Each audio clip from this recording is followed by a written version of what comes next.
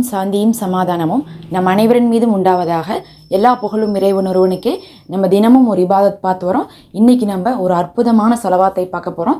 வெறும் 2 லைன் தான் இருக்கும், ஆனால் ரொம்ப புதிய சலவாத்தாக இருக்கும். உங்களுக்கு இதனுடைய மதிப்பை கேட்டிங்கன்னா நீங்களே வியந்து விடுவீங்க. அந்த அளவுக்கு மற்ற சலவாத்தை விட சிறப்பித்து கூறக்கூடிய அளவுக்கு சிறப்புகள் கொண்ட சலவாத்தாக இருக்குது. இதை நம்ம ஒரு தடவை ஓதுறதே ஆயுஸ் முழுவதுமே நபி ஸல்லல்லாஹு அலைஹி வஸல்லம் அவர்களின் மீது சலவாத் ஓதிய நன்மை கிடைக்கும். சலவாத் ஓதுபவர்களுக்கு ஏராளமான சிறப்புகள் இருக்குது. அதில் நம்மளுடைய தலை விதியே மாறும்னு சொல்லலாம். நம்மளுடைய நிலைமைகள் எல்லாத்தையுமே மாற்றக்கூடிய சக்தி கொண்ட ஒரு சலவாத்தாக இது இருக்குது. அதை பார்க்க போகிறோம். அதுக்கு முன்னாடி நாம் இப்போது ஷாபானுடைய இறுதி பற்றியும் எடுத்து வச்சுருக்கோம், அடி எடுத்து. ஏன்னா நம்ம இந்த சிறப்புமிக்க ஷாபானை கொஞ்சம் கொஞ்சமாக கடந்து போயிட்டுருக்கோம். அடுத்து நமக்கு ரமலான் வருது. நமக்கு ரமலான் எவ்வளோ சிறப்பான மாதமோ அதே மாதிரி ஷாபானையும் நபி அவர்கள் ரொம்ப சிறப்பித்திருக்காங்க.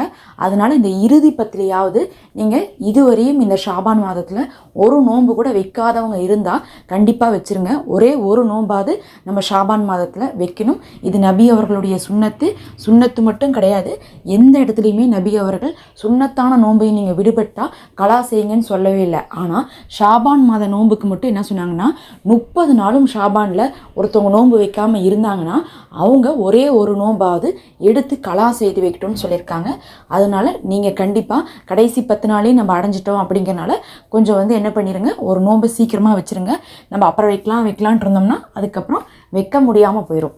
இப்போ நம்ம அந்த சலவாத்தை பார்க்கலாம். அந்த சலவாத்து தான் அல்லாஹும்ம சல்லி அலா ஷையதினா முஹம்மதின் அதத மாஃபி இல்மில்லாஹி சலாத்தன் தாஇமத்தன் பிதவாமி முல்கில்லா அப்படின்னு சொல்லக்கூடிய சலவாத்து. இதனுடைய அர்த்தம் என்னன்னு பார்த்தீங்கன்னா, அல்லாஹும்ம சல்லி அலா ஷையதினா முஹம்மதின், எங்களுடைய தலைவர் நபி ஸல்லல்லாஹு அலைஹி வஸல்லம் அவர்களின் மீது உன்னுடைய சாந்தியும் சலாமும் தருவாயாக யா அல்லாஹ். எந்த அளவுக்குன்னு கேட்டோம்னா, அதுதான் மாஃபி இல்மில்லாஹி, அல்லாஹுடைய அறிவில் இருக்கக்கூடிய அளவுக்கு.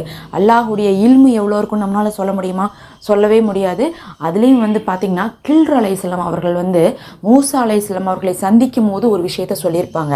ஒரு பறவை என்ன பண்ணுன்னா கடல்லேருந்து தண்ணி குடிக்கும். அப்போ கில்ர் அலைஹிஸ்ஸலாம் அவர்கள் மூசா அலைஹிஸ்ஸலாம் அவர்களிடத்தில் என்ன சொன்னாங்கன்னா, இந்த பறவையுடைய மூக்கு இருக்கே, அந்த சார்பாக இருக்கக்கூடிய அந்த மூக்கில் தானே அது குத்தி எதாக இருந்தாலும் சாப்பிடும், தண்ணி குடிக்கும். அந்த மூக்கில் ஒட்டி இருக்கக்கூடிய நீர் இருக்குது பாருங்கள், அந்த அளவுக்கு தான் நம்மளுடைய அறிவு. அதே இந்த கடல் அளவுக்கு பார்த்தா அல்லாஹுடைய அறிவு இருக்குன்னு சொல்லிட்டு கம்பேர் பண்ணி சொல்லியிருப்பாங்க கில்ர் அலைஹிஸ்ஸலாம் அவர்கள். அந்த அளவுக்கு அறிவு படைத்தவன் அல்லாஹ். அவனுடைய அறிவுக்கெல்லாம் எல்லையே கிடையாது. அப்படி இருக்கும்போது அவனுடைய இல்மு அளவுக்கு நம்ம சலவாத்தை ஓதுறோம். அது மட்டும் இல்லை, அவனை வணங்கக்கூடிய நாட்கள் எல்லாமே, அதாவது தொழுகையெல்லாம் போயிட்டே இருக்கு, திக்ருகள்லாம் போயிட்டுருக்கே, அத்தனை மடங்குமே நாங்கள் நபியின் மீது சலவாத்து சொல்கிறோம். அது மட்டும் இல்லாமல் அவனுடைய ஆட்சி அதிகார முழுவதுக்குமே நாங்கள் சலவாத்து சொல்கிறோங்கிறோம். அல்லாஹுடைய ஆட்சிங்கிறது இந்த உலகத்தில் இல்லை, இம்மையிலும் மறுமையிலும் வானத்திலையும் எங்கேயுமே பறந்து விரிந்திருக்கு. அதனால் இங்கே ஒருத்தவங்க மன்னராக இருக்கிறாங்கன்னா அது ஒரு குறிப்பிட்ட காலம்தான். அதுக்கப்புறம் அவங்க வேறு யாராவது வந்துடுவாங்க அந்த இடத்துக்கு. ஆனால் அல்லாஹ் அப்படி கிடையாது. அதனால தான் நம்ம அந்த அளவுக்கு சொல்லி நாங்கள் அந்த அளவுக்கு நபி ஸல்லல்லாஹு அலைஹி வஸல்லம் அவர்கள் மீது சலவாத்தை சொல்கிறோம் அப்படின்னு சொல்லிட்டு நம்ம சொல்கிறோம். அப்போ இதுக்கு எவ்வளோ நன்மை இருக்குன்னு சொல்லிட்டு நம்ம கற்பனையில் கூட நம்ம நினச்சி பார்க்க முடியாது. அல்லாஹுடைய இல்மளவுக்கு சலவாத்தை சொல்கிறோம். அதே மாதிரி இந்த வணக்க வழிபாடுகள்லாம் இருக்கக்கூடிய அளவுக்கு சலவாத்தை சொல்கிறோம். அதே மாதிரி அவனுடைய ஆட்சியும் அதிகாரமும் எந்த அளவுக்கு விரிந்து படர்ந்திருக்கோ அந்த அளவுக்கு சலவாத்தை சொல்கிறோம். அதனால் நமக்கு ஏராளமான நன்மைகள் எழுதப்படுது. இன்னும் நபியுடைய முஹப்பத் நமக்கு கிடைக்குது, அவர்களுடைய பரிந்துரை நமக்கு கிடைக்குது.